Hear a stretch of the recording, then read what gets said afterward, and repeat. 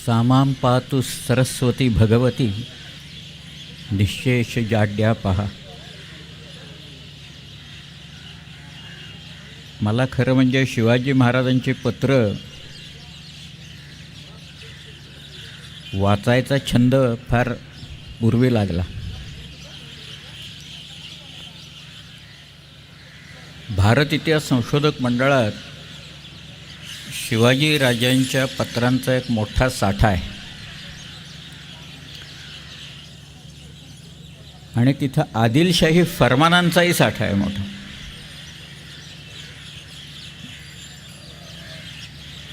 ही जी फरमानं आहेत किंवा पत्रव्यवहार आहे, या सगळ्या पत्रव्यवहाराची एक खासियत असते. आपल्याकडं बहमनी जे होते ते बहमनींच्या पासून निजामशाही फरमानं, कुतुबशाही फरमानं, आदिलशाही फरमानं, या फरमानांचे मायने जे असतात ते मायने हे लक्षात घ्यावे लागतात. सारखे असतात बऱ्याच वेळा.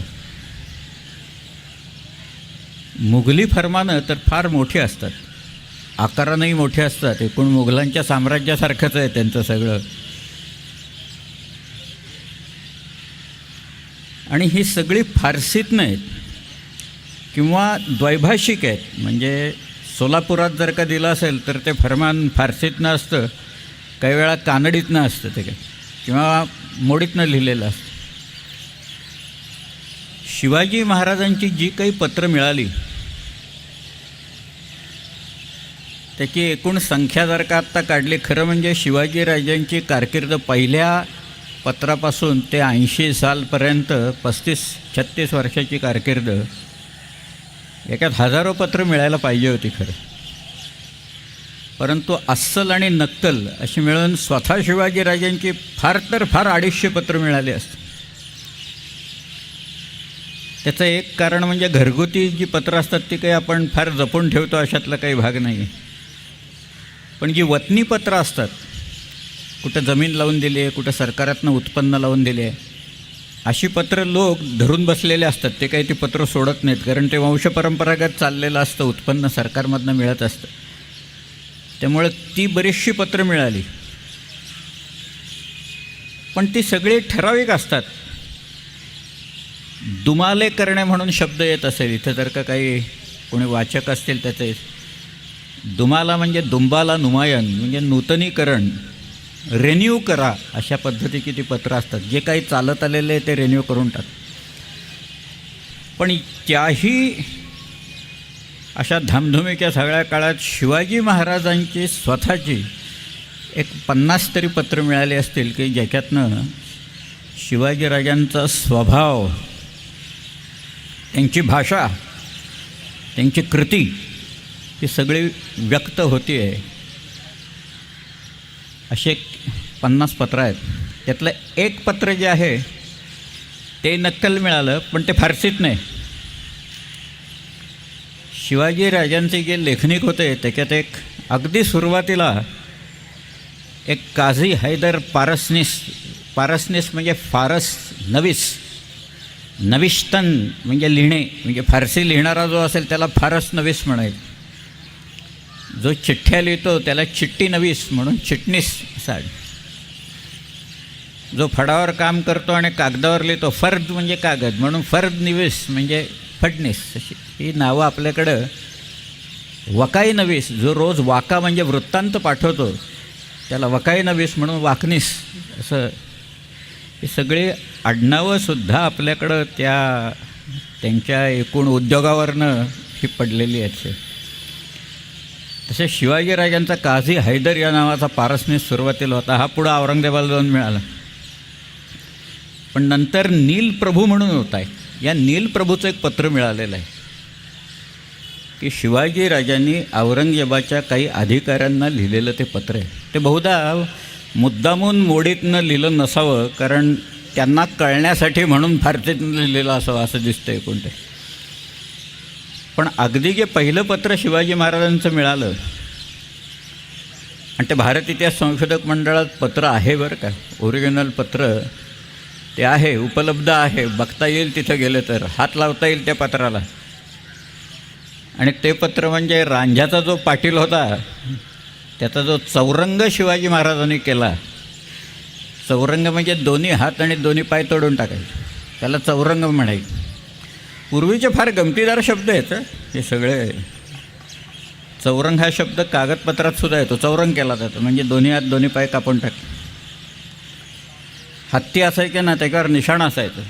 निशाणाला ढाल म्हणतात. इथं किल्ल्यावर फिरणाऱ्या लोकांना माहिती असेल की इथं ढालकाठीची जागा म्हणून एक जागा असते. ढालकाठी म्हणजे निशाणाची जागा. आणि पूर्वी हत्तीवर निशाण असायचं म्हणून त्या हत्तीला ढालगज असं म्हणायची ती. आता कोणाला म्हणतात बघा सगळं. कझाकी असा शब्द होता. कझाकी म्हणजे कोसॅक्स ज्याप्रमाणे लढतात तसे लढणारे, म्हणजे आपलं कमीत कमी नुकसान आणि शत्रूचं जास्तीत जास्त नुकसान करायचं आणि पळून यायचं तिथे. त्याला कझाकी म्हणायची. बाजीप्रभूला म्हटले मोठे कझाक. कझाक म्हणजे चांगलं या अशा युद्धात प्रवीण असलेला बाजीप्रभू. त्या कझाक शब्दाचा आता सध्या कजाग असा शब्द झालेला आहे आणि तोही कुठे जाऊन बसला आहे बघा आता तिथे. आमच्या ऐतिहासिक शब्दांचे एकदा नवीन काळात त्याचे जे उपयोग होतात ते फार भयानक असतात. पण शिवाजी महाराजांच्या 50 पत्रातनं त्यातलं पहिलं जे आहे या रांझ्याच्या पाटलाचं, पाटील हा गावचा एक प्रमुख मानला जात असे. त्या गावात 2 जणं असायचे. ही जी सगळी महसुलाची नावं आहेत. म्हणजे शेवटी तुमचं जे राज्य असतं ना, ते राज्य तुम्हाला प्रजेकडनं कर किती गोळा करता येतो याच्यावर ते अवलंबून असतं. तुमचे कोष पूर्ण असावे लागतात.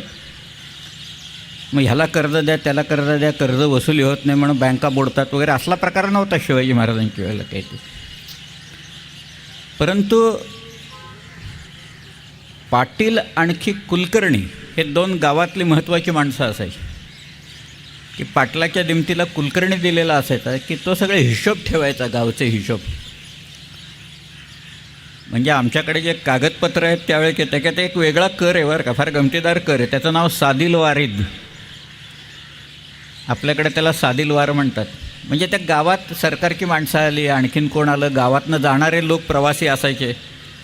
मग त्यांना मुक्काम, त्यांना खाणंपिणं त्या गावाला करावं लागायचं ना. आलेत पाहुणे आलेत शेवटी. आणि सरकारी माणसं आले की त्यांची सरबराई करायची पद्धत त्याच्या आधीपासूनच आहे, शिवाजी महाराजांच्या आधीपासून चालत आलेलीच आहे. त्यामुळं त्यांची सरबराईचं शेवटी पाटील म्हणायचं मी एकटा काय काय करू, सगळं जे काय आहे ते मलाच करावं लागतं. म्हणून त्या गावाला एक छोटा कर लावायचा, म्हणून त्याला सादिल वारीद म्हणायचं. पण त्या पाटील तो मुख्य असल्या कारणानं आपल्याकडचे पाटील शेफारून जायचे. ते सिनेमातलं चित्रण दाखवतात ना, त्याच्यात काही फारसा आणि त्यावेळच्या पाटलांच्या वृत्तीत काही फारसा फरक नाही आहे तिथे. एक गाव 12 भानगडी वगैरे असलेली पिक्चर आहेत ना सगळे तिथं. तसेच हा जो पाटील होता, मी ह्याला रांझ्याच्या पाटल्याला बरेच वेळा पाहिलेला आहे. पाहिलेलं म्हणजे कागदातनं पाहिलेलं आहे बरं का. तो कागदात दिसतो मला तिथं. त्याचं नाव बाबाजी बिन भिकाजी गुजर हे त्याचं नाव. बिन म्हणजे वडिलांचं, इब्न म्हणतात. इब्न हा अरबिक शब्द आहे. तो जो होता बाबाजी बिन भिकाजी, यानं एक गुन्हा केला.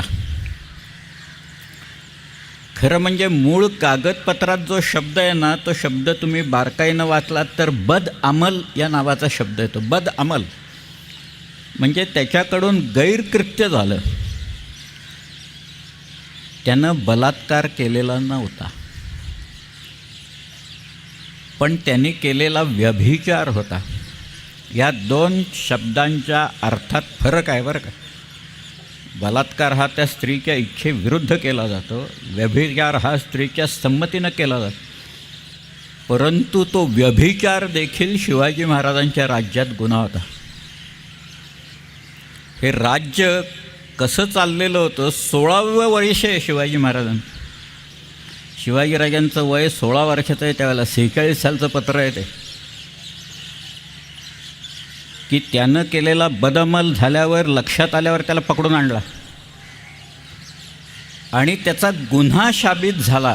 चालवली केस, सगळे खटला चालवला आणि ताबडतोब निकाल. बरं का, 13 वर्ष वगैरे घेत नाहीत निकाल लावायला शिवाजी महाराज. ताबडतोब खटला सुरू झाला की त्याचा निकाल ताबडतोब, शिक्षाही लगेचच. त्यामुळं त्याचा गुन्हा साबित झाल्यावर हातपाय तोडून दूर केला असं लिहिले ते. की दोन्ही हात दोन्ही पाय तोडले, पण तो जिवंत होता.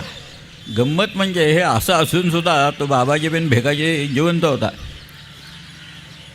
आणि त्याला त्याच्या एका नातेवाईकाच्या घराच्या तिथं समोर आणून टाकलेला होता. त्या नातेवाईकाचं नाव सोनजी बिन बनाजी गुजर. हा जो सोनजी आहे तो शिवाजी महाराजांच्याकडे आला आणि तो म्हणाला, अहो तुम्ही माझ्या चौकटीत ह्याला आणून टाकलं आहे, याचे हातपाय तोडले, ह्याचं सगळं जे काय करायचं ते मलाच करावं लागतं, मला 4 लोक ठेवावे लागतात, त्याला खाऊ पिऊ घालायचं आणि बाकी सगळं त्याचं करायचं, हे सगळं मला करावं लागतं. तर त्याची तुम्ही पाटीलकीला पूर्वी मोकदमी म्हणायची, पाटलाला मुकदम म्हणायचे. त्याची की मोकदमी तुम्ही जप्त केलेली जी आहे ती तुम्ही माझ्या नावाने करा, म्हणजे बघतो मग त्याच्याकडं, म्हणजे काहीतरी उत्पन्न मिळेल मला त्याच्यात. म्हणून शिवाजी महाराजांनी शेरणी घेऊन असं लिहिलं बरं का. त्या तुम्ही कागदपत्र जे असतात ना कधी ते प्रिंटेड आहेत, देवनागरीत झालेले आहेत, पण त्यातलं एक एक वाक्य फार बारकाईनं वाचा. शेरणी घेतली, शिवाजीराजांनी लगेच त्याच्या नावाने पत्र नाही देऊन टाकलं. शिरीन म्हणजे गोड, हा प्रशन शब्द आहे शिरीन. त्यामुळं तुमच्या बाजूने निकाल लागला ना की सरकारात शेरणी भरायची, श्रीनी म्हणायचे त्याला. आणि तुमच्या विरुद्ध निकाल लागला तरी गुन्हेगारी भरायचीच बरं का. म्हणजे सरकारात काही झालं तरी पैसे भरायचेच तुम्ही काही. त्यामुळं त्याच्याकडनं 300 होन शेरणी घेतली या बनाजीकडनं, आपल्या सोनाजीकडनं, सोनजी बनाजी बिन बनाजीकडनं 300 होन शेरणी घेऊन शिवाजी महाराजांनी ती मोकदमी त्या सोनजीच्या नावाने करून दिली. याबद्दलचं ते पत्र आहे. त्याच्यात खूप गमती आहेत. म्हणजे आता हे एखादी सिस्टम कशी चालते ना हे दर्शवणारं ते पत्र आहेत. म्हणजे त्याच्यात शेरणीचा उल्लेख आहे, मोकदमीचा उल्लेख आहे.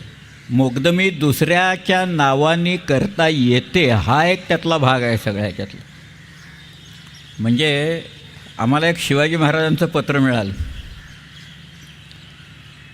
त्या पत्रात बकाजी फर्जन या पुण्याच्या जवळ सिंहगडला त्याच्या पायथ्याशी जी गावं आहेत, खानापूर, खामगाव वगैरे, तिथं फर्जन आडनावाचेच लोक आहेत बरं. आणि आता जे नांदेड म्हणून पुण्याच्या जवळ एक तिथं आता एक फार मोठं कॉम्प्लेक्स चाललेला आहे घरांचा, बिल्डरांच्याकडं ऑलरेडी गेलेला आहे सगळा भाग तो. त्यामुळं ते नांदेड म्हणून जे गाव आहे ते नांदेडला तिथं काही मंडळी होती फर्जंद आडनाव आहे. तुम्हाला आता कोंडाजी फर्जंद आणि हिरोजी फर्जंद म्हणजे मुलगा. शहाजी राजांना कित्येक पत्रात महाराज फर्जंद असंच म्हटलेलं आहे ते. पण हा जो बकाजी होता, या बकाजीला लिहिलेलं शिवाजी महाराजांचं एक पत्र मिळालं. मी ते अशासाठी सांगतो आहे की राज्यकारभार जर का करायचा असेल तर सावधपणा किती पाहिजे आणि तुमचे कोष कोणत्या रीतीनं भरलेले असले पाहिजेत पैशांनी, तर तुम्हाला हे सगळं गमती करता येतात. किल्ले बांधायचे असतात, लोक पोसायचे असतात, पैसे आणणार कुठनं सगळ्याकडे. तर त्या कागदात असं लिहिलं आहे, बकाजी साहिब कामावरी कष्ट मसागत बहुत करीतो. बकाजी फर्जन आमच्यासाठी मेहनत करतो, कष्ट करतो भरपूर, म्हणून साहेबी मेहरबान होऊन दिली. आम्ही त्याच्यावर मेहरबान झालो आणि त्याला दिली. काय? मौजे नादेडेची मोकदमी निमी, नांदेड गावची अर्धी पाटीलकी आम्ही त्याला देऊन टाकली. आम्ही मेहरबान झालो कारण तो आमच्यासाठी कष्ट आणि मशागत भरपूर करतो म्हणून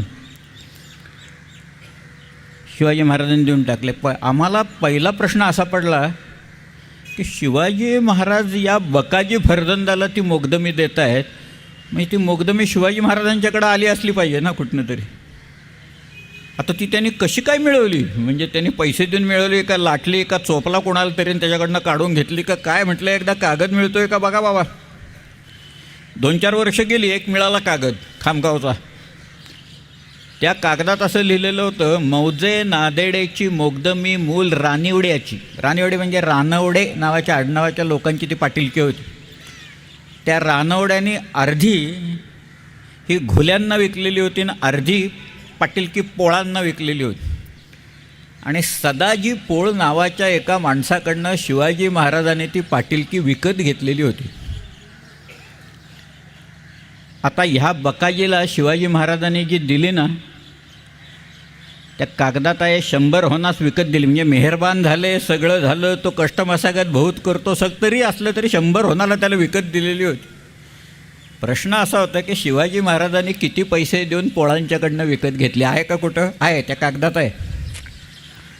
शिवाजी राजांनी 20 होनाला विकत घेतलेली होती. म्हणजे 80 होन त्यांनी स्वराज्यासाठी केवळ या पत्राच्या ह्याच्यामुळं काढले ह्याच्यात. पण ते सरकारात जमा केले. ते काही परस्पर इमले स्वतःचे उभे करण्यात काही घालवलेले दिसत नाहीत शिवाजी महाराजांनी. तुम्हाला किती सावधान राहावं लागतं. एखादं राज्य निर्माण करायचं असेल आणि ते स्वराज्य असेल, ते लोककल्याणार्थ जर का असेल, तर त्याच्यासाठी हे सगळं करायला 20 होनाला शिवाजी महाराजांनी ती पाटीलकी विकत घेऊन 100 होनाला ह्याला विकली.